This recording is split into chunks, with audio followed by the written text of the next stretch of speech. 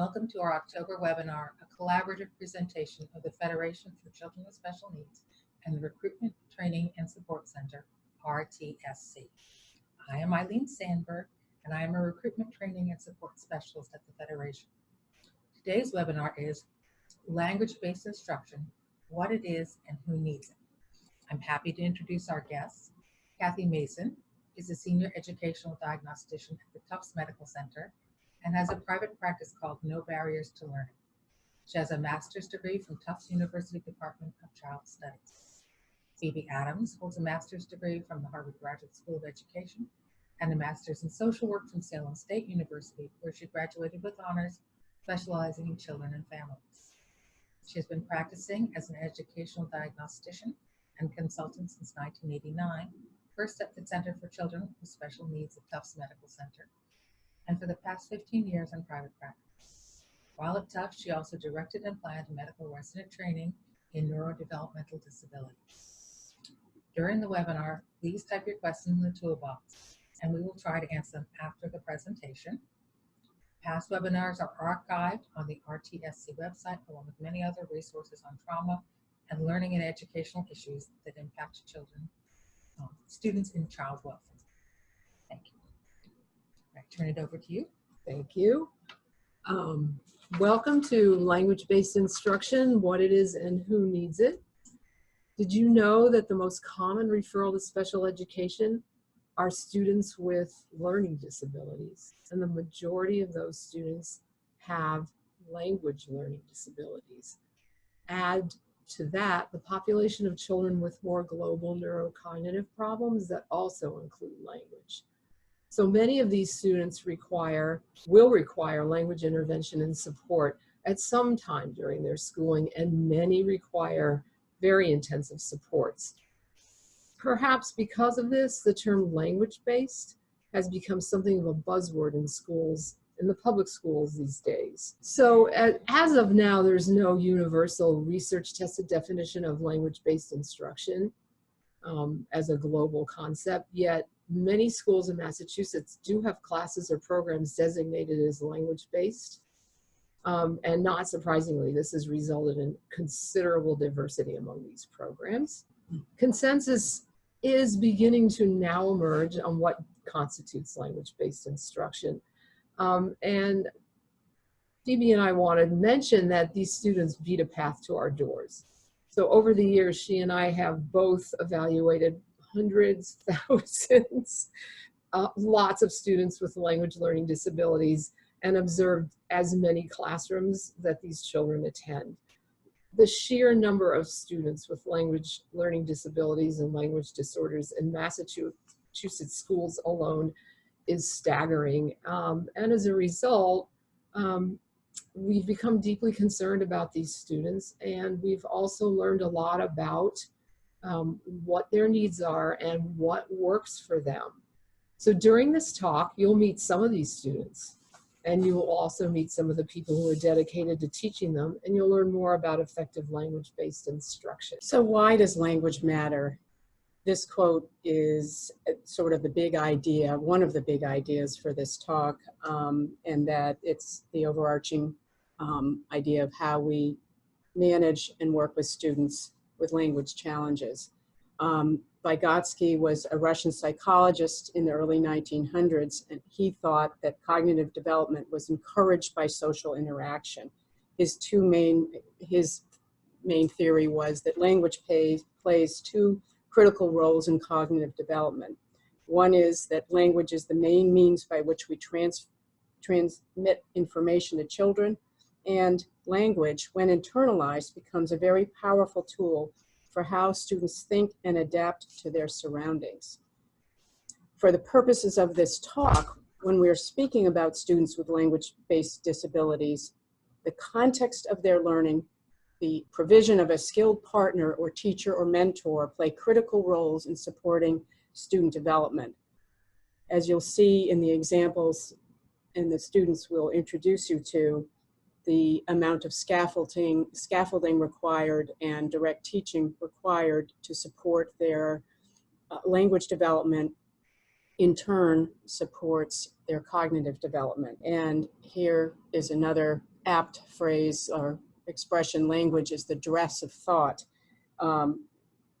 Vygotsky believed that that language and thought were partners in child development. And we will show you through this talk many examples of the partnership between teacher and student. So our goal today is to help you understand language-based instruction as well as the target populations who need it. And here are our objectives. So the role of language and learning in school, and specifically the language difficulties of the school-age population who have language problems. The language demands of the classroom, how do those match up? The key tenets of language-based instruction, how to define and explain language-based instruction, and identify target populations for language-based programming. Speaking of which, here's a case in point. So it's a little blurry, and you can see this is, for many of you, this will be a familiar cartoon. This is for Calvin and Hobbes, and Calvin is struggling with a word problem, which reads, point A is twice as far from point C as point B is from point A. If the distance from point B to point C is 5 inches, how far is point A from point C? So there's a lot of language in there, and Calvin is perplexed, and he has his own unique way of dealing with it, which is to become a member of the living dead. So and we would like to see this kind of response reduced in these poor children. So what's the problem?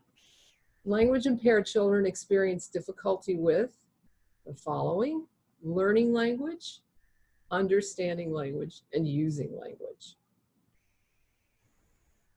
They typically use simple words and sentences for their developmental age and stage. They may miss grammatical markers such as plurals, ed endings, auxiliary words, things like that, and often have trouble understanding long and complex sentences. Our work towards understanding language impaired students and what they need depends on familiarity. This is something you'll be tested on later with the following terms. Going from smallest to largest: phonology, which is the sounds; morphology, bigger parts of the words; meanings, how words combine to make meaning, which is syntax, grammar.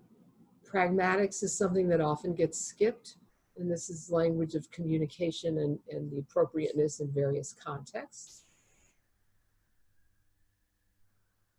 And then discourse, which is the larger units of language, like this talk or a paragraph, an essay, something that's multiple sentences. You'll notice that this hierarchy goes from the smallest units of sound to the bigger ones.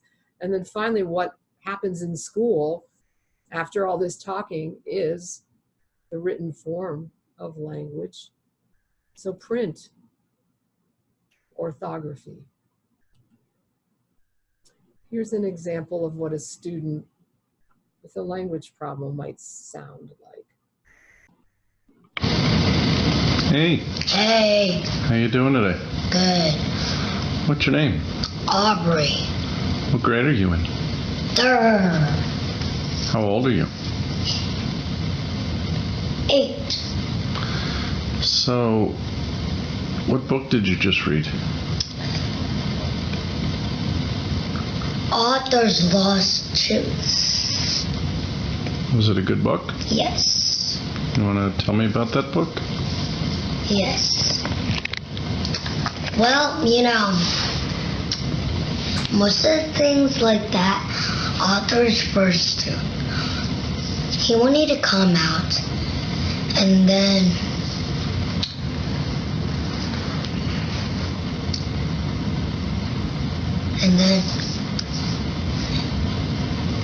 it's Sister Violet.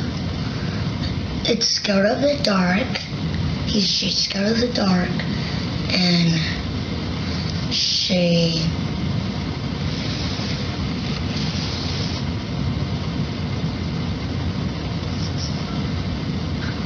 she.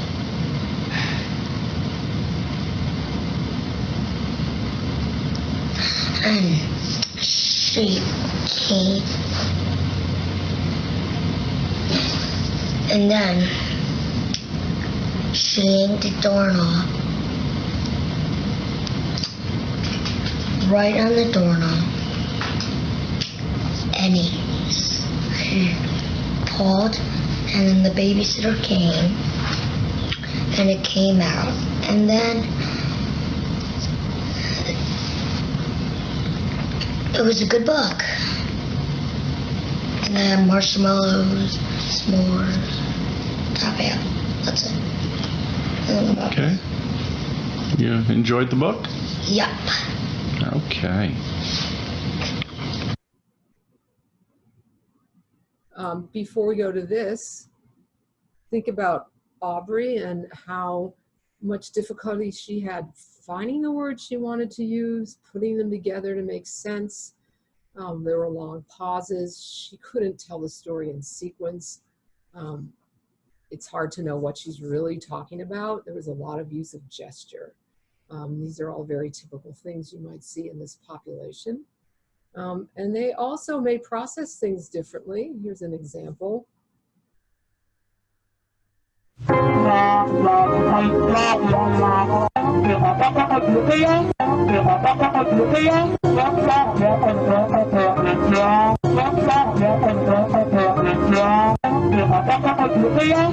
And here's an example. This slide comes from questions on the Wyatt 3, the reading comprehension passage. This is Gina's, these are her results. She has above average intelligence, has been diagnosed with mild dyslexia, and has been benefiting from highly specialized tutoring to address her decoding and encoding and fluency skills. And I gave her this assessment, which is the child reads text and then has to respond to questions following the text, and they signal their readiness during the assessment. And what's important about this is this highlights other aspects of language vulnerability that were, not really the target of instruction. And for example, the passage, the student reads a passage that is, a typical advertisement, selling and trying to market some t-shirts. And the answer to number 1 is machine washable. And so again, there's evidence that she really does understand the information, but she isn't putting it all together. Then there's another example. This is another item in a different part of the assessment where she has to define a word, expressive vocabulary, and she can't come up with the word keys, but she's warm. She's struggling with retrieval and formulation. Here's another example where she, she's has above average intelligence and good vocabulary skills, but she can't come up with a word, and it feels familiar to her, oasis. Again, one of the items that's sort of toward the end of the assessment, a lot of children don't get this. The answer is ambidextrous, but she's thinking hard to put that together and says 2 rights. So here's an example of a child that, as I said, has been identified with dyslexia and receiving services for dyslexia, but not specialized services for comprehension, language development, and written expression. And what grade is she in? She's currently in 5th grade. She was in 4th grade. 4th grade. Okay. And here's another 4th grade student, again, diagnosed with dyslexia and participating in largely inclusion classes with a lot of aid support. And, her sample, she just could not organize her thoughts to develop or present a cohesive paragraph, and her sample highlights difficulties with language at many levels, phonology, morphology, and then adding cohesion to develop a paragraph. And, just as a reminder, students at this grade level are being asked to write multi-paragraph essays with maybe aid, support, or small group independent work. And again, here's a student who needs, intensive decoding and coding, but also direct and specialized instruction in writing. Here is Will, who's a little bit older, and again, his sample shows difficulty with elaboration, vocabulary. Again, here's a student with solid intellectual potential who is even quite verbose with his oral language, but his written language, he again struggles to organize and elaborate and just again keep in mind that students at this age and grade level are being asked to compare and contrast. They're being asked to write and support their own opinions and really provide elaborated written language. So you should ask yourself, to what extent are these students that you've just seen and read equipped to handle the language environment of school? So let's think about the language environment of school a bit. So at home and in school and within each classroom, codes of language exist. And here in the language of school, we know that there are many activities that occur throughout the day within a class. They're formal, they're informal, but they involve these activities: reading, problem solving, communication, listening, understanding, explaining, collaborating, sharing, and relating. And they run the gamut of oral and written language activities, social language activities, work with phonology, comprehension, and all of those areas we spoke about earlier. These activities call upon a student's oral and written language and his or her ability to access the language of instruction, class routines and expectations, and they draw upon his or her own skills to respond. These are all the areas in which a curriculum and a mentor can set the stage for independence. So in schools, that beginning to boil this down a little bit, students have to understand directions, they have to understand the vocabulary as well as the instruction, which is usually very language heavy in all subject areas. And you can see down on the left, that young man appears to either be really understanding what's said or have something to add, but he's clearly relaxed, happy, engaged. He's getting it. And then students also have to, then the flip side of that is use language to communicate fluently in a lot of different contexts. So on the right, you can see a young lady who's presenting a report, and she has to talk and look like it looks like she's able to be heard well, and her body language is showing good pragmatic skills. And she also has some complex written information behind her that she clearly has developed. So just to give you a sense, not to mention what she did before, she had to do the research and read and take notes and apply study skills in order to do all pull that off. Exactly.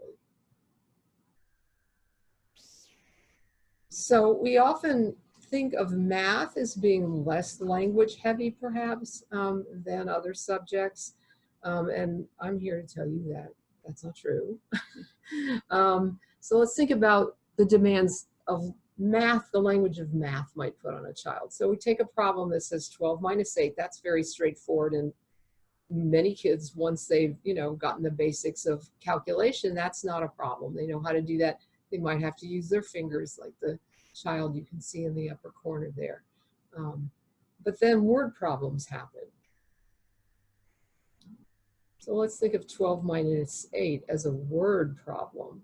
And here's the most basic way, just think about what's on top now. Separating, and this is what most kids learn, and they're told to look for specific words that will tell them to subtract how many are left. They have these things, some go away, how many are left? That's the most common one. And so teachers often talk about how many are left or left over and tell kids to look for that. If the second example changes, the language changes, it becomes different.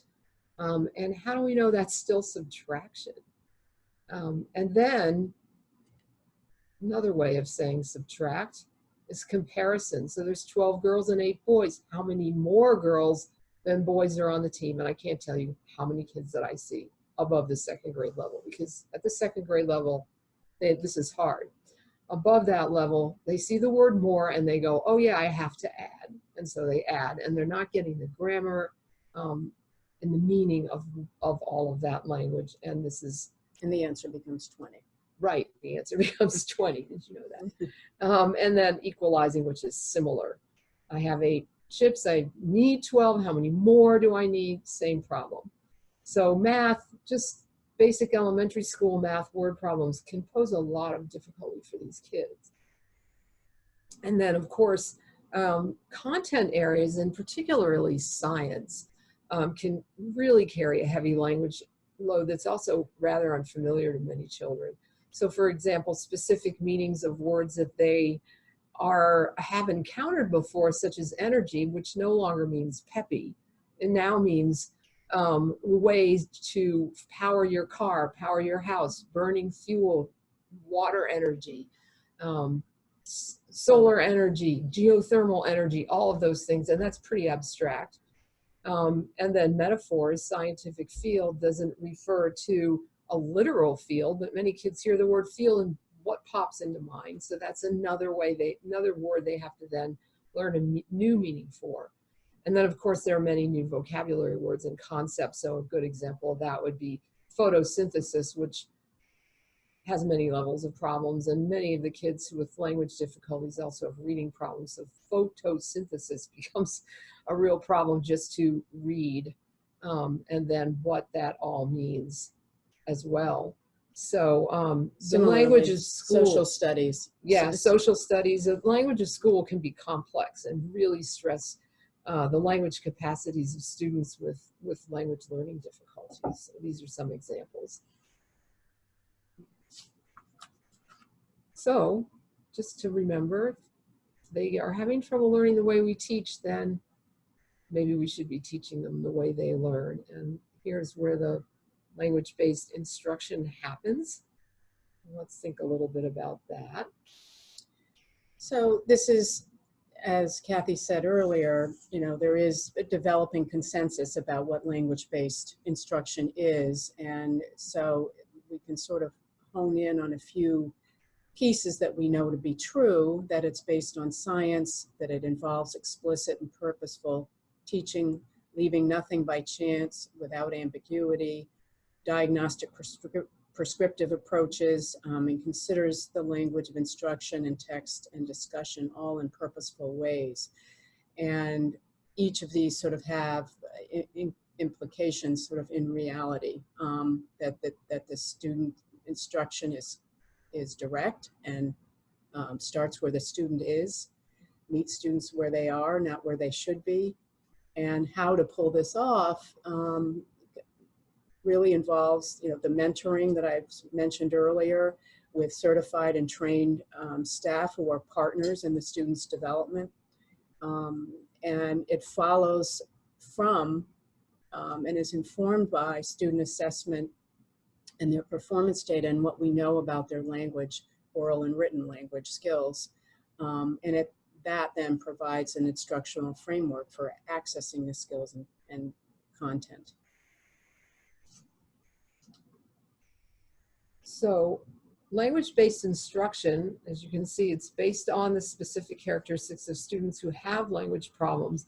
And as Phoebe's implied, with the mentoring and the close back and forth relationship with the teacher and the students, the teacher is modeling language. They're requiring the students to use language in very precise ways that they've been instructed to use, and they ensure active participation all the time to make sure that what's happening is really understood. And this is a nice clip of a lesson. This is a one-on-one lesson that really illustrates what we're talking about.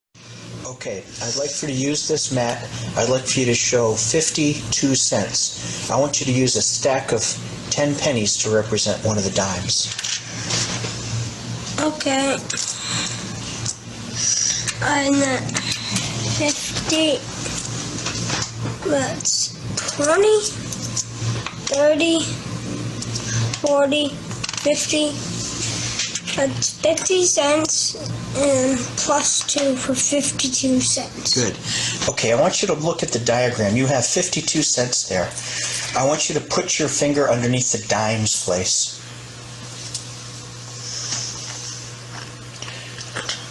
Put your finger underneath the dimes place. Good. Now put your fingers under the pennies place. One finger under the pennies place. Okay, put your finger under the dimes place. What's to the left of the dimes place? The decimal Right. point. So you're got the decimal point. What's just to the right of the decimal point? Right of the decimal point is the dimes. Right. Put your finger back on the decimal point. How many places do you have to go to get the pennies? One place. One place to get to the pennies? 2 places. 2 places. Good. Now here's what you have. You have 52 cents. I want you to write 52 cents in a problem. Okay. 52 cents. Now where did you put that decimal place? Right before the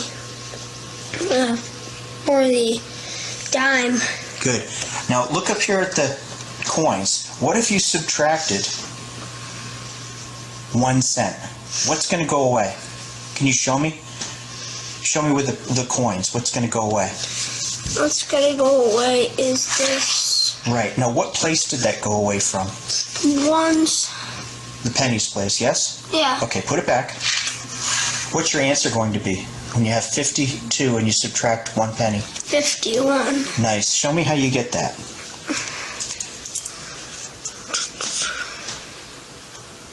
How many dimes are you taking away? 0. Okay, I want you to show me the 0 dimes. Okay. Now where does the decimal point go? Right here. Excellent. Okay, now I want you to do that subtraction. Now 2 times 1 is... We're subtracting now. I want you to subtract. 2 minus 1 is 1. Good. 5 minus 0 is 5. Okay, 5 what? Monkeys? No, cents. How do I... 5 cents? 51 cents. 51 cents. So those 5 are what? 5 dimes. Right, and how do I know they're dimes? How does the decimal point show that? Where's the decimal point? Right here. Okay, and where is that? To the left of the tens place. The tenths place, yes. Okay, we're back to 52 cents. Notice how the instructor always requires the student to explain his thinking using precise and accurate words. And of course, the manipulatives are very important for making the connection between this abstract concept and what it really... Incorporating math vocabulary and process, Exactly. having him reiterate, repeat, and the teacher is leading him through. All right. So- Another feature of language-based instruction. Well, the purpose of language-based instruction is to meet students where they are, to target identified needs, and to provide remediation. And this requires that teachers use language and language-based materials to target and support a student toward mastery learning.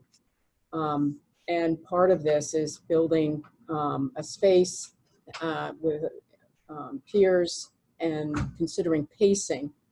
And these are important for students who struggle with language because it sets the stage for intensive instruction, immediate feedback, and sufficient practice. This occurs through direct instruction to students with similar needs and who are working at similar levels. This in order to maximize the opportunities for practice, redundancy, and holding them accountable, just like we saw in the video.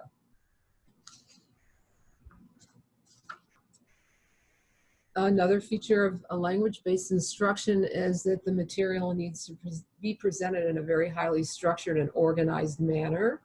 And you want to pair the oral and the visual, hands-on methods to ease comprehension. And a nice example of this is the story grammar markers. So children are in school and they need to learn how to write a narrative structure. All narrative structures are the same. It doesn't matter if you're talking about the Iliad or you're talking about, you know, Pat the Bunny. There are always characters, there's always a setting, and then there's a problem. Something happens that you've got to get through, and it might trigger feelings. It generally does trigger feelings in the main characters, and then the character has to figure out what they're going to do about it. They have to follow a sequence of events and actions to solve their problem, and then how it turns out. What's the ending? What's the resolution? And as you could see from Aubrey's examples, many students with language problems have a lot of trouble coding language. No matter how many times it's presented to them, they do not have a good idea or can't express narrative structure very easily. And Aubrey's a great example because she couldn't do what probably your typical 5-year-old could do with a lot more elaboration and organization. So these kids really need to see it and they need to hold on to it. So the story grammar marker that you're looking at here has a symbol and that kids can see and also touch. This is a thing that they can hold. It's a rope. And so the character has got a little face. It's a little fuzzy green thing at the top. And then it just goes down the line. Each new thing represents an aspect of the story grammar or narrative structure. So the setting, and I particularly like the long skinny thing with the alternating white and black dots. Those are the events leading up to the final conclusion. And children can use this both to help them, if they're writing a story, it will remind them of what elements go there, where do I put that, as well as understanding what they read. So they're reading a new book, a new chapter in a book, particularly if they're starting a new book, I need to think about, okay, where is this taking place, but also all these names that are coming up, which ones are important, which ones are who is it about, who are those characters about, and this will help remind them and guide them through those kinds of activities. This is also useful for oral language activities as well. In fact, Aubrey, that this would have been a nice strategy for Aubrey to sort of do in her retell of Arthur's lost tooth, to use these concrete examples to remind her of what to include and also how to sequence the story.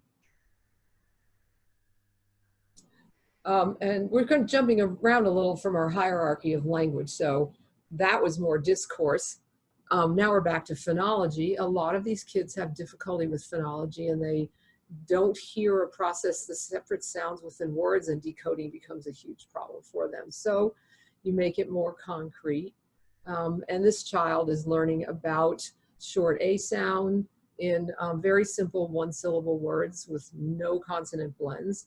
And the dots on that card allow them to tap out the sound so they can go b, a, t, and the A's represents the vowel. It's in red. Probably all these cards are involve the vowel A. So they tap out the sounds and the picture helps them with that blending.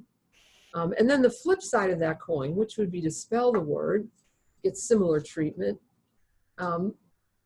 Another word in that family would be cat, and this child is spelling the word in a sand tray so they can really feel, tactily feel how that word is spelled, and it helps all of those other modalities help cement them in their brain. And then for writing, this chart comes from a program called Framing Your Thoughts, where the different parts of speech and the structure of language and syntax is taught in a very explicit and systematic way with visual symbols. So nouns are represented on the left there by that line. And then the series of triangles are the verb, and it kind of implies movement. Children often start off with just the noun and the verb, and they practice over and over using that and getting these symbols. Tell me what you did last night. Just use, who did it, what you did. And then you start expanding the sentences, so you add where and when, and this child has completed this chart is probably a prerequisite to writing possibly to writing a lengthier piece of writing. So as the International Dyslexia Association puts forth, the relationship between language and literacy is reciprocal in nature and changes over time. I mean, that's a simple sentence, but it's a big idea in that, you know, interventions and supports provided at one grade level are going to differ as the child gets older and the demands change. And so the interventions need to be always starting where the child is, but also have a fluid nature in terms of being able to consider the demands, the expectations, and the pacing of elementary and then middle and then high school. And so this next quote just talks about, again, the reciprocal nature, that reading and writing are inverse sort of activities. Oral and written language, strengthening oral language helps strengthen written language. And it's, you know, these sort of simple ideas that, again, reinforce the big idea mentioned at the beginning, which is, you know, how language and thought are connected, and how adults play a big role in creating that, setting the stage for learning and increasing independence with language. So think about reading and writing and oral language strategies. That's how children learn and express their learning in all the subject areas. So in a language-based setting, it's very important that these are connected and taught across the curriculum so that the students are hearing it and practicing it everywhere they are. So they may be using their story grammar marker to write a story in social studies about a Pilgrim girl because they're studying the Pilgrims. And they are probably using their decoding strategies to decode the words, the vocabulary words that come up as part of that course of study. And that it fosters continuity, it helps them generalize, it helps them internalize, rather than having lots of new things to learn all the time. It becomes very difficult when you have trouble taking in language and organizing that in your brain and remembering a lot of different things. So again, just to reinforce that you've got listening and speaking, and then the written form of that, which would be reading, is the visual form of listening. You learn that way, and then you express what you've learned through writing. And if all goes well, we have our tree of knowledge.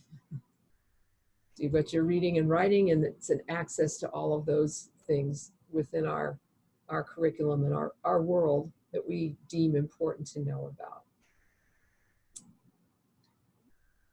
So a final feature of language-based instruction that can be extremely useful, and you will see in good language-based programs, is even a bigger picture than reading and writing and oral language being connected, is that you have a curricular integration, or you have a theme that guides instruction in all the areas. So thematic instruction integrates the basic disciplines across a broader subject area, such as communities or woodland forests, river basins, use of energy, whatever it is, you know, the American Revolution.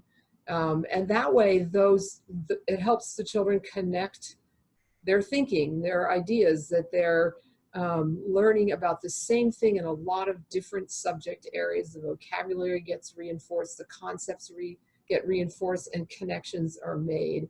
If you're talking about the American Revolution, you can talk about what the science of that day was like and how that affected their weaponry. And then you can get into medicine. And so it flows well together, and it helps reinforce the learning for these kids, for anybody, but particularly for this population. So I've bolded woodland forests. And so let's imagine, for example, that you are in a sort of 2nd to 3rd grade level classroom, and that's your theme. So here's your classroom, and the kids have decorated, the teacher probably helped a lot, to look like a forest. So that's pretty tangible. And then, you know, up on the bulletin board, you're going to have woodland animals. There's your some of the vocabulary on this topic. The pictures help because some of these kids are going to have trouble reading. And I think it's important to remember that some of these kids will not be able to read words such as squirrel or raccoon or grasshopper, and that the reading material that they have may occasionally have one of these words in it that's well practiced, but that it's really going to need to be also phonetically controlled if they have trouble reading. And we had an example of that, but I don't know if we can get at it because I forgot to tell you that. Whoops. There's a link here. I don't know. Yeah. Okay. Just remember that if the children are learning about woodland animals, duck is easy, but some of these other words are harder, and you want to make sure that the material that they're reading can be read by them for the most part. Otherwise, the teacher will need to read it, and it'll become an oral thing. Okay, so imagine that you're this little child and you have to write a report, and you on one of these animals, and you choose rabbit. So how do we help with that? There's our story grammar. Our framing your thoughts, and so this child has been formulating a new sentence for what rabbits do and all day long. So the bunny hops in the garden, which is where and when at noon. He eats on the grass during the day. He plays near the house in the morning and sits in the woods all day long. There's your paragraph. It's a beautiful thing. So now we're going to talk a little bit more about the actual classroom environment that this can occur in or should occur in. So what does a language-based classroom look like? And in this picture, you'll see that there's a small group. They're all facing the teacher. Everybody's engaged, and they're all looking at the teacher. So there's clearly, it's a setup for that kind of interaction. Presumably these students are all needing the same kind of instruction or on the same level. They look to be about the same age. There's your bulletin board. Just a quick word about RAVO is a program that teaches decoding and word structure and meaning simultaneously, and to help with all of those things and to foster reading fluency. So these children are in this classroom have RAVO as one of their teaching methodologies, which, by the way, is scientifically heavily researched and validated. And there it is on the bulletin board. They're always reminded of it. It's there in their environment. They are hearing about it, they're seeing it, they're using it. So we've introduced you to Will, Aubrey, Carly, and Gina, students who you've read their writing samples, or you heard or you read some of the examples of their responses during an assessment. And we've explained that learning, developing, and applying oral and written language skills requires flexibility, mastery, and increasing complexity over time, with consideration of what skills and concepts should be learned at each grade. A colleague of ours, Joan Axelrod, talks about the importance of a well-articulated curriculum that actively considers the language of learning and of instruction. So again, think about how these relate to those language areas we spoke about at the very beginning: phonology, morphology, syntax, semantics, pragmatics. Again, then there's these kind of interface, sort of like as in a Venn diagram of decoding, comprehension development, written language development, math, automaticity, and problem solving. And again, back to the mentor of teachers who can explain the rationale for what they're doing, why they're doing it, and the awareness of language needs, and not just reading, as well as the teacher's own awareness of his or her own language, academic rigor that is maintained in the context of a language-based program, not diluted or given short shrift, that they can also benefit from high-level concepts in a language-based program, and of course, progress monitoring. The environment itself, if you're looking at a language-based classroom for a student if you are working with or your own child, some things to look for: distinct workspaces, not too much clutter, and not too much traffic in and out of the room that really gets in the way of cohesion. And if you don't have cohesion in the students that are in the room, then it's hard to have cohesion of instruction. You want to, again, the small group. Things are posted, schedules are posted, they're clear, they're accessible to the students. Things are organized so they know where to find things. This is important in any classroom. It's particularly important for these students. Things shouldn't be too cluttered because they can't take it all in, especially if it's very text heavy. I've been in lots of classrooms where there's just so much written information on the walls, and these students can't read it, let alone process it. And then the visual reminders of the strategies, like having the bulletin board with Ravo or the phoneme cards or whatever it happens to be that they're learning about. It's visually posted.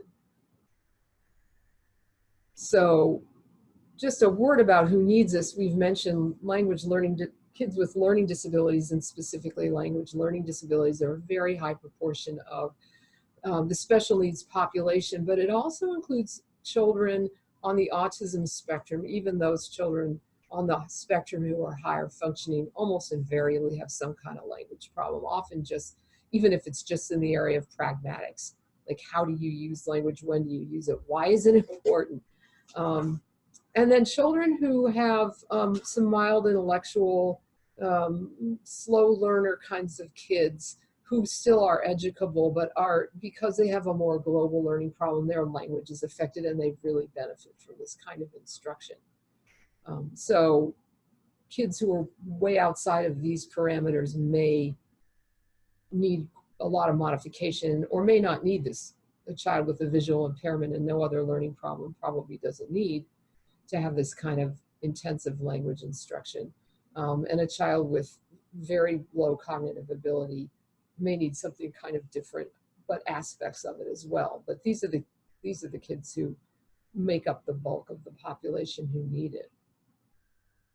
So to wrap up, children who have trouble learning and using and understanding language need the following. They need explicit and systematic, multisensory, intensive instruction delivered with fidelity in the context of a rich, integrated, and accessible curriculum, and also with others having similar learning profiles, levels, and needs. And effective language-based instruction provides intensity and frequency of messaging.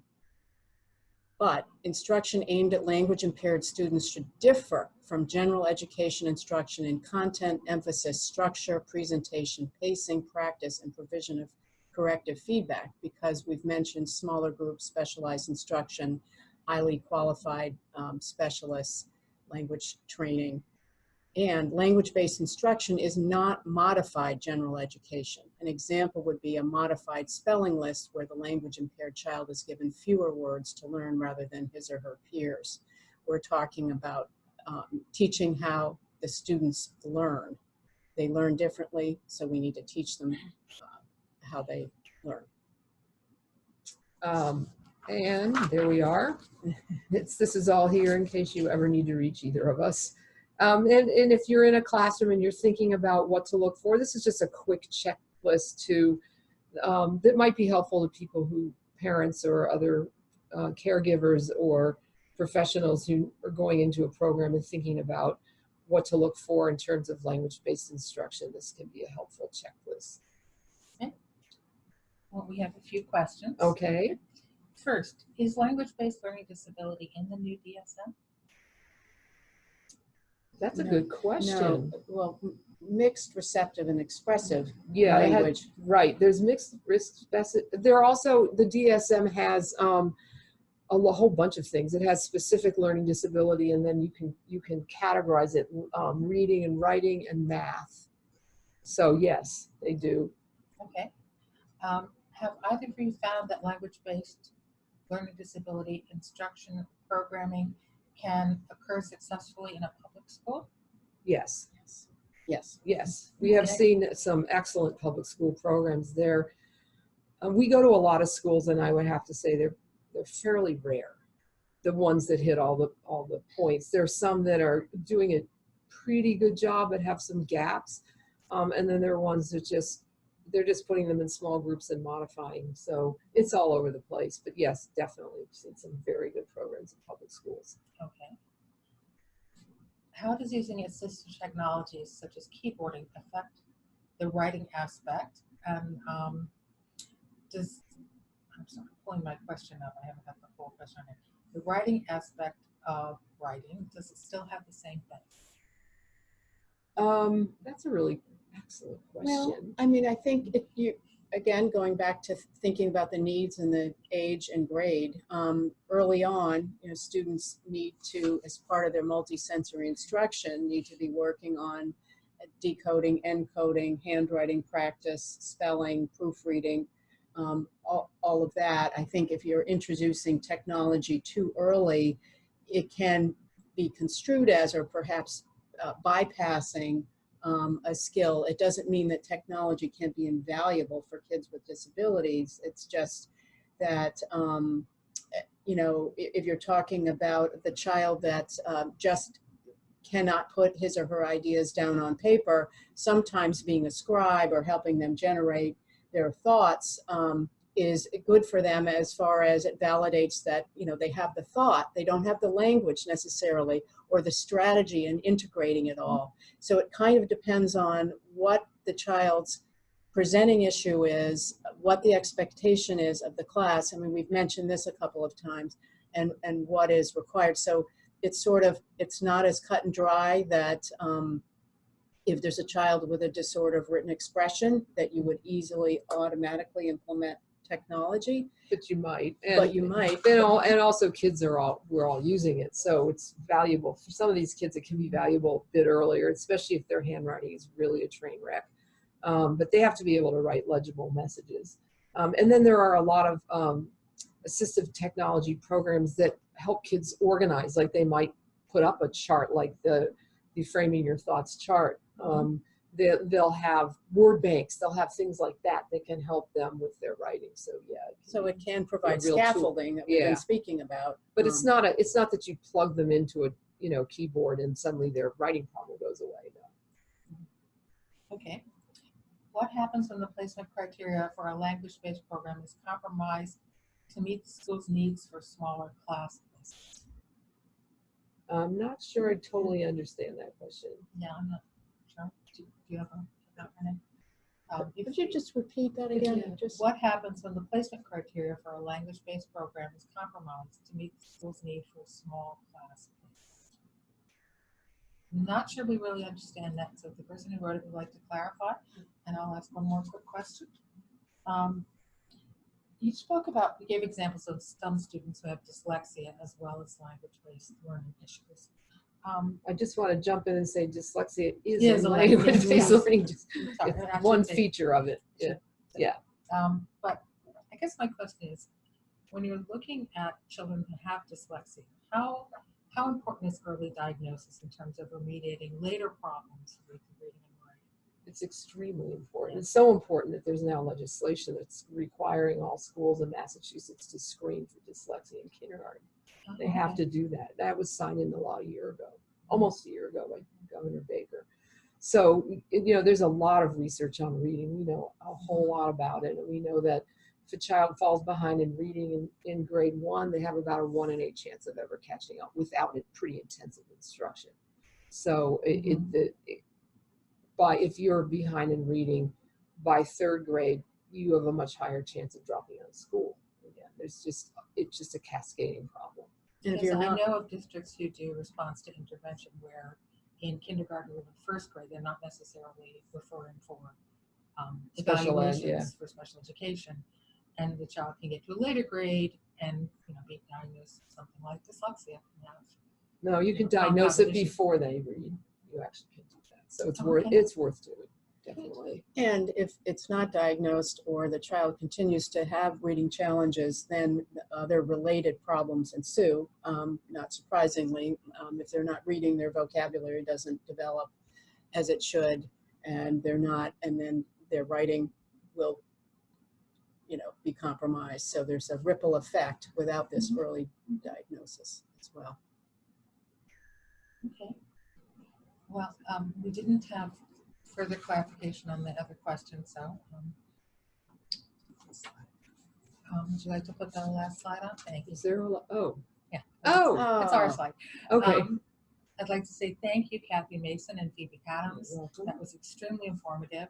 I'd like to remind everyone that you will receive a follow-up survey, which we ask you to complete. We value this information so we can provide everyone with the most effective information to support the wonderful work that you do in supporting children.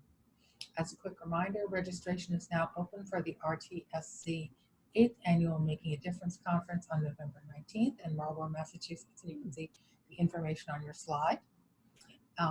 Also on this Thursday, the 17th, there will be a networking series in Holyoke. The time is 10:30 to 12:30, and the title will be Understanding Evaluations with Chandler Creedon, and it is in the Enlace de Familias, which is the Family Resource Center of Holyoke at 299 Main Street in Holyoke. Thank you everyone for joining us, and have a great day. This is RTS.